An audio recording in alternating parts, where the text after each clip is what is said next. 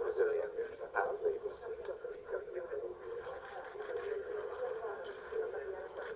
Brazil, of course, due to play host next year to the World Cup and then 2 years later to the Olympics.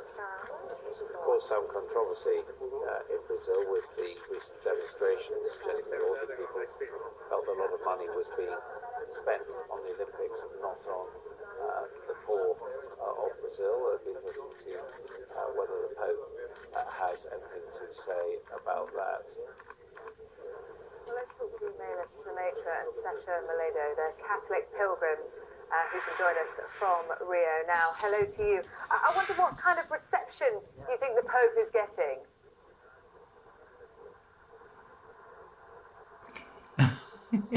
Maïlys, I'll start with you. What kind of reception do you think the Pope is receiving? Oh.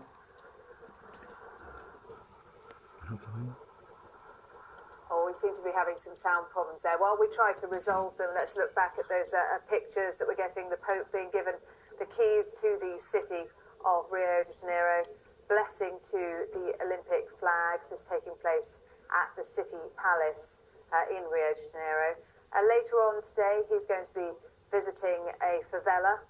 And this evening, he'll be welcoming young people to World Youth Day on Copacabana beachfront. I think we now can talk to Maïlys Lemaître and Sacha Maledo, Catholic pilgrims in Rio. Maïlys, to you first. What do you make of the reception being given to the Pope? Oh. It's kind of impressive, you know, because we weren't like expecting the crowd to be so crazy about the Pope coming here. When we saw this, we were astonished at it, and yeah, it was crazy, really crazy. Yes. And Sacha Maledo, to you. A lot of people together, you know, from different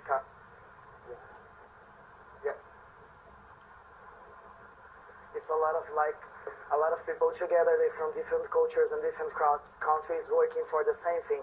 That's amazing, because sometimes we just can't understand each other, but we are working together to make something great and something big and something good. What about the timing of his visit, Sacha, coming amid the nationwide protests against corruption and bad governance? Oh, that's another thing to talk. We are here together, so probably we're going to stay together for the Pope and everything, because that's an amazing feeling, you know. Like I said before, it's different cultures working together for the same main thing, so the rest of it actually doesn't matter at all, because we are together and we are going to stay together for the rest of it till the end of the journey. He says his focus is on young people who are at this moment in crisis. Is he relevant to young people?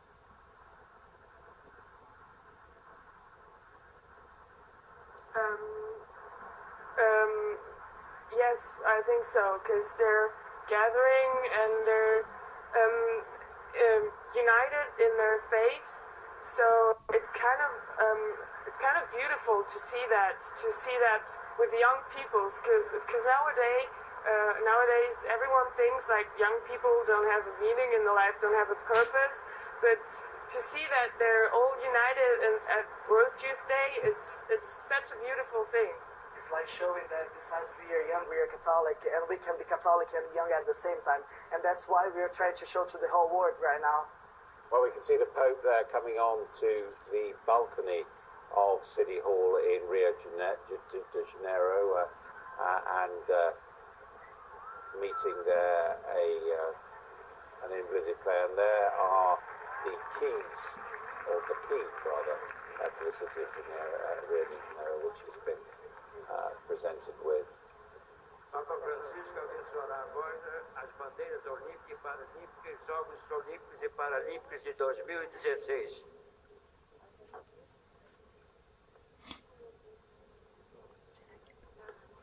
Holy water now to bless the crowd. I have to say the crowd looked